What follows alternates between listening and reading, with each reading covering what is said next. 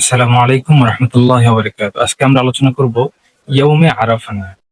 ইয়ৌমে আরাফা কোন দিন এবং রাসূল সাল্লাল্লাহু আলাইহি ওয়াসাল্লামের যে হাদিসটি ইয়ৌমে আরাফার বিষয়ে, যে সিয়ামু ইয়ৌমে আরাফা আহতাসিবু আলাল্লাহি আন ইউকাফিরা আস-সানাতা আল্লাতী ক্বাবলাহু ওয়াস-সানাতা আল্লাতী বা'দাহু। রাওয়াহু মুসলিম। এই যে হাদিসটি, অর্থাৎ এই রোজাটি আল্লাহর কাছে আমি মনে করি যে 1 বছর আগের এবং 1 বছর পরের সমস্ত গুনাহ মাফ হয়ে যাবে। এই হাদিসটিতে বর্ণিত যে আমল, আরাফার দিনের রোজাটি আসলে কোন দিন রাখবে? এটা কি সেদিন রাখবে যেদিন হাজীগণ আরাফার ময়দানে অবস্থান করেন, নাকি 9 জিলহজ রাখবে? এক্ষেত্রে প্রথমত বুঝতে হবে যে এই হাদিসটি কি আরাফার দিন আরাফার ময়দানের লোকদের সাথে খাস, তাদের জন্য বলছেন, নাকি যারা আরাফার ময়দানের বাহিরে অবস্থান করে, অর্থাৎ যারা উকুফে আরাফা করে না তাদের জন্য? সেটা আগে জানতে হবে এবং সেটা বুঝতে হবে। এক্ষেত্রে সহিহ মুসলিম একটি হাদিস পাওয়া যায়, হযরত উম্মে ফজল বিনতে হারিস রাদিয়াল্লাহু তাআলা আনহা থেকে বর্ণিত, যে আরাফার দিন বিদায় হজের সময় আরাফার দিন রাসূলুল্লাহ সাল্লাল্লাহু আলাইহি ওয়াসাল্লামের ব্যাপারে জানতে অনেক মানুষ তার কাছে আসছেন যে রাসূল সাল্লাল্লাহু আলাইহি ওয়াসাল্লাম রোজা রেখেছেন কিনা। কারণ কিছু কিছু মানুষ বলে রাসূল সাল্লাল্লাহু আলাইহি ওয়াসাল্লাম রোজা রেখেছেন, আবার কিছু বলে রাসূল সাল্লাল্লাহু আলাইহি ওয়াসাল্লাম রোজা রাখেননি। অতঃপর হযরত উম্মে ফজল রাদিয়াল্লাহু তাআলা আনহা এক বাটি দুধের পেয়ালা, একটা দুধের পেয়ালা ভর্তি দুধ দিয়ে নিয়ে রাসূল সাল্লাল্লাহু আলাইহি ওয়াসাল্লামের নিকট প্রেরণ করলেন। অতঃপর দেখলেন যে রাসূল সাল্লাল্লাহু আলাইহি ওয়াসাল্লাম সেই দুধ খেয়ে ফেললেন।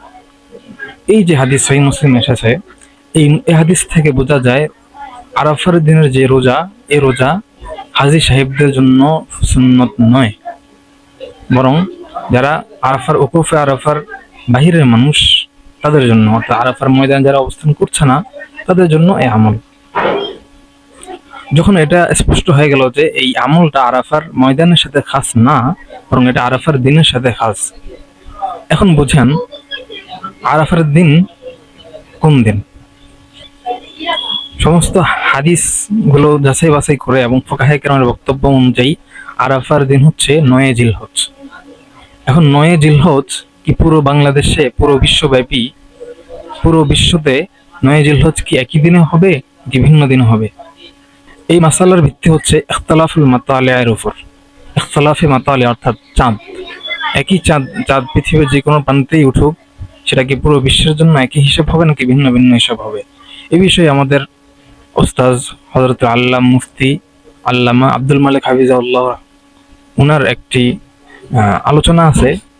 একই দিনে সারা বিশ্বে এক ঈদ হওয়ার বিষয়ে উনি একটি আলোচনা করেছেন।